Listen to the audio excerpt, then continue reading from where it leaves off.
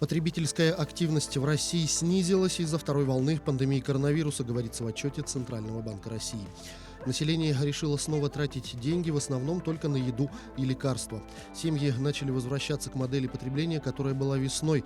Рост трат на продовольствие, сокращение расходов на непродовольственные товары и услуги. В случае введения новых ограничений и перевода сотрудников на удаленную работу спрос может продолжить снижаться, отметили эксперты.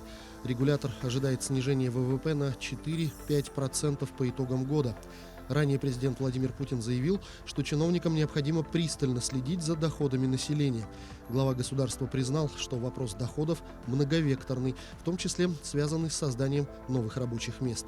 При этом в Кремле затруднились ответить на вопрос, сколько некоторым категориям россиян придется жить в режиме экономии.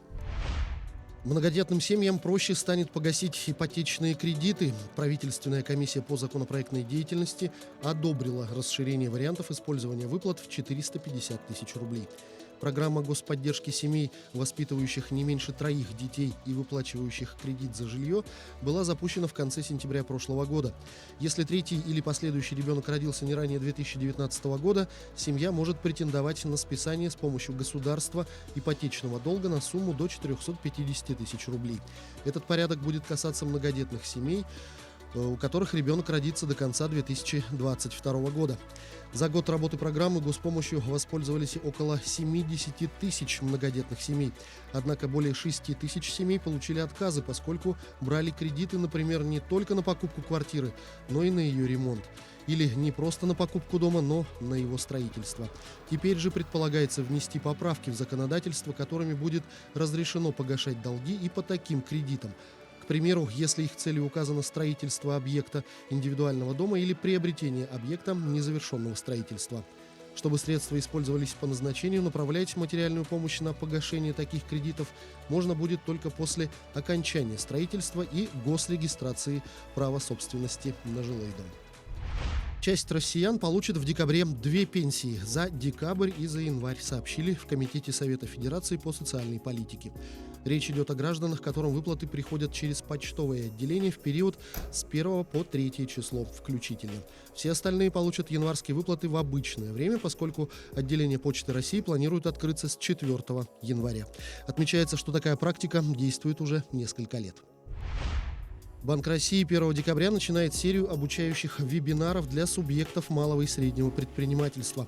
Специалисты Банка России расскажут, какие меры господдержки существуют при выходе на биржу и как они позволяют снизить стоимость привлечения финансирования. Кроме того, слушателям предложат пошаговый план вывода компании на биржу и познакомят с реальными примерами выхода на торговые площадки небольших компаний. Для участия в вебинаре необходимо зарегистрироваться. Следующий вебинар состоится 15 декабря и будет посвящен возможностям и преимуществам системы быстрых платежей для предпринимателей. О регистрации на него будет объявлено дополнительно. Как отмечают в Центробанке, регулятор планирует проведение периодических вебинаров, направленных на максимально полное и достоверное информирование предпринимательского сообщества о мерах поддержки экономики и граждан, реализуемых Банком России с учетом предложений ведущих бизнес-объединений. Премьер-министр России Михаил Мишустин подписал постановление об ужесточении бюджетной дисциплины при реализации нацпроектов. Неизрасходованные до начала декабря средства будут перечислены в резервный фонд правительства. В результате зарезервированные под конкретные статьи нацпроектов и неизрасходованные вовремя деньги будет запрещено перебрасывать на другие цели. В Кабмине подчеркнули, что постановление позволит наладить бюджетную дисциплину, нарастить эффективность расходов и сконцентрировать ресурсы на своевременном решении поставленных задач.